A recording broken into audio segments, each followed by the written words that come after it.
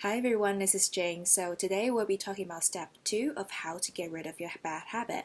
So step 1 is all about stop resisting this habit, stop trying so hard to get rid of it, because now we understand that no matter what we resist, it will persist. So at this stage, you might be wondering, what should I do now? If I stop resisting it, wouldn't get even worse, right? And step 2 is all about understand the purpose of this bad habit. And we're going to use procrastination again as an example to give this step more context. And you might be wondering, what purpose does it possibly serve, right? You might be thinking, this habit is so bad, it doesn't serve any purpose.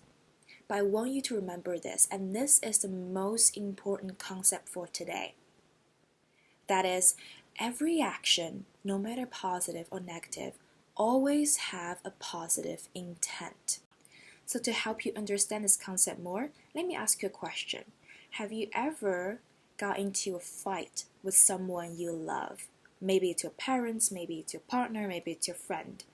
But the reason why you get into a fight with them, the reason why you might say something you wish you could take back, is you're trying to help them in one way or another, right? And your intent is positive, however your action might have backfired. So a bad habit is simply a behavior, a pattern of behavior with positive intent and a suboptimal result. I'm gonna say it again because it's very, very important that you remember this. Your habit is simply a pattern of behavior with a positive intent and a suboptimal result. Now let's try to understand the positive intent behind this habit, shall we? So in this workshop, I'm going to walk you through 3 questions that will help you to identify the purpose, the specific purpose that the bad habits serve. Are you ready? Let's get into it. Now, the first question is, what needs does it satisfy? What needs does procrastination satisfy? On a scale of 0 to 10, how certain do you feel when you procrastinate? On a scale of 0 to 10, how uncertain do you feel when you procrastinate? How significant do you feel when you procrastinate? And how connected do you feel when you procrastinate? So procrastination for me, it serves a need of certainty. I'm certain that I don't have to deal with the boring task or the really difficult task anymore.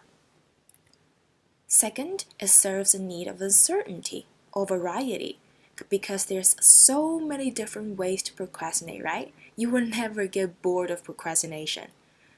And finally, that it serves for me is connection, because procrastinator connect with procrastinators. And if procrastination can help me as a social being to connect with other people, perfect. And that's how I get addicted to this behavior. Okay? The second question, which I think is one of the most important questions of all. So what triggers this habit? What is this habit is trying to protect you from? Okay, so I want you to get as specific as possible. So at what moment in time you start to procrastinate? What do you do before you procrastinate? Okay, is it a task? Is it a person that's been bothering you? Is it a situation that you don't know how to resolve? Or an environment? Maybe you procrastinate the most in your room, right? And procrastination is trying to protect you from working in an environment that's maybe a little bit messy, a little bit untidy, right? So for procrastination, maybe the task is too boring, maybe the task is too hard, maybe you're just getting overwhelmed by the amount of things you need to deal with, right? And the final question is, what is it trying to tell me? Okay, what is this habit is trying to tell me? What's the message? What's the purpose does it serve? Is it fear? Is it the feeling of inadequacy? Is it the fear that I am not good enough to do this? Think about it. So for example, if the task is too hard, maybe what it's trying to tell you is that you need a break. You simply need to strategize your breaks. And I always say this, that I use strategic procrastination all the time, because if you use procrastination in a strategic way, then it can actually boost your productivity instead of hinder it. If the task is too boring, maybe procrastination is trying to tell you you need an alternative mindset, and we're going to get into that alternative mindset in the next 2 steps.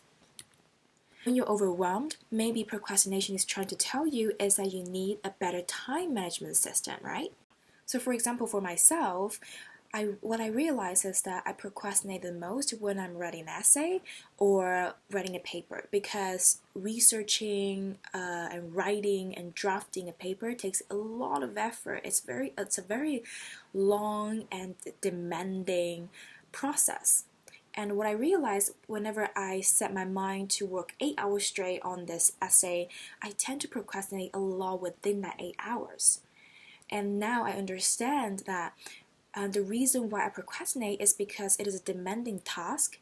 Maybe I need a better time management system. Maybe I need to schedule a more strategic break for me to maximize my productive hours. So what is it for you? So the homework for today is to write down the answer to these 3 questions. The first question, what needs does it satisfy? The second question, what triggered this behavior, and what is this behavior trying to protect me from? And the final question is, what is this trying to tell me? What purpose does it serve? And last but not least, be grateful of this habit, because it is trying to tell you a message. It is trying to teach you something about yourself, right? So be grateful of this habit. Be grateful of you procrastinating. So that's it for today. Don't forget to do the homework, and I will see you in tomorrow's video.